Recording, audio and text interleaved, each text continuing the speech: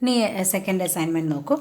ആദ്യത്തെ സെക്ഷനിൽ 3 ക്വസ്റ്റ്യൻ നമ്മളോട് നമ്പർ ഓഫ് ആറ്റംസാണ് കാണാൻ പറഞ്ഞത്. രണ്ടാമത്തെ സെക്ഷനിൽ 2 ക്വസ്റ്റ്യൻ നമ്മളോട് നമ്പർ ഓഫ് മോളിക്യൂൾസാണ് കാണാൻ പറഞ്ഞത്.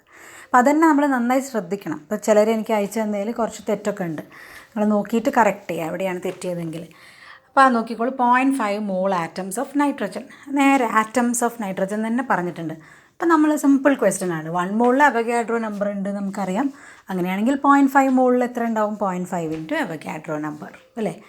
അതാണ് അതിൻ്റെ ആൻസർ. 0.5 ഇൻറ്റു 0.5 പറഞ്ഞാൽ ഹാഫ് അല്ലേ, ഇൻറ്റു 6.02. അപ്പോൾ അതിൻ്റെ നേരെ പകുതി 3.01 ഇൻറ്റു 10⁻23 ആറ്റംസ്. അടുത്ത ക്വസ്റ്റ്യൻ നോക്കൂ. 0.2 മോൾ മോളിക്യൂൾസ് ഓഫ് നൈട്രജൻ ആണ് ക്വസ്റ്റ്യനിൽ തന്നത്. പക്ഷേ നമ്മളോട് ചോദിക്കുന്നത് ആറ്റംസ് എത്ര ഉണ്ട് എന്നാണ് അല്ലേ? അപ്പോൾ നമ്മൾ ആദ്യം മോളിക്യൂൾസിൻ്റെ എണ്ണം തന്നെ നോക്കി. 1 മോളാണെങ്കിൽ നമുക്കറിയാം അവഗാഡ്രോ നമ്പർ ഓഫ് മോളിക്യൂൾസ് ഉണ്ടാവും.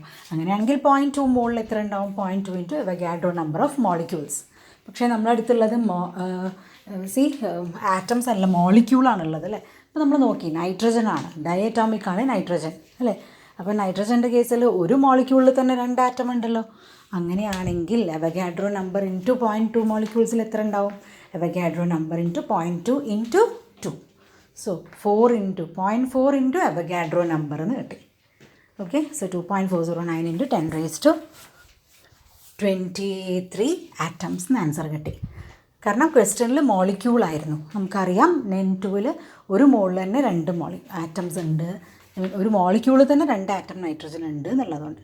അടുത്തത് 3.2 ഗ്രാം സൾഫർ വെയിറ്റാണ് തന്നിരിക്കുന്നത് അല്ലേ? അപ്പോൾ നമുക്കറിയാം ആദ്യം നമ്മൾ മോള് കണ്ടുപിടിക്കുക.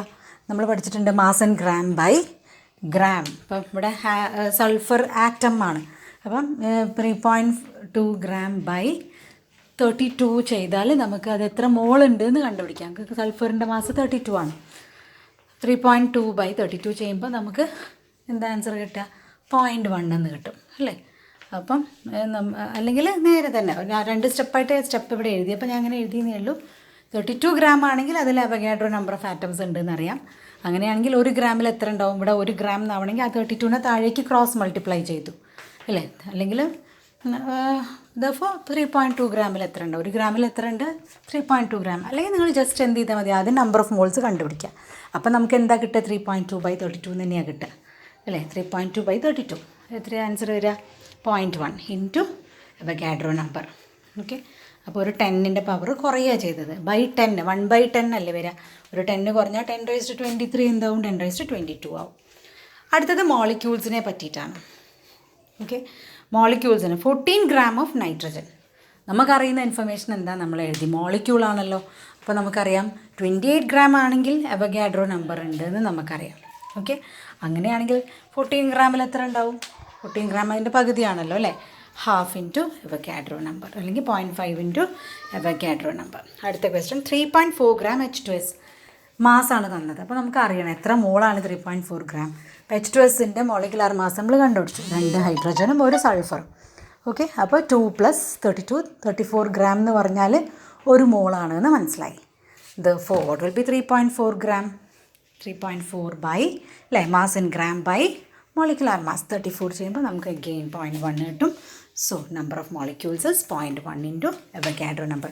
ഇത് ആറ്റം ആയിരുന്നു എന്ന് വെച്ചാൽ നമ്മൾ വീണ്ടും എന്ത് ചെയ്യണം?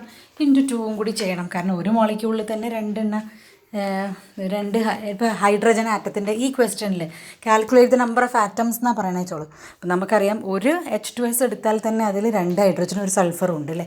അപ്പോൾ നമ്മൾ എന്ത് ചെയ്യേണ്ടി വരുമായിരുന്നു? 3 കൊണ്ട് മൾട്ടിപ്ലൈ ചെയ്യേണ്ടി വരുമായിരുന്നു ഫൈനൽ ആൻസറിനെ.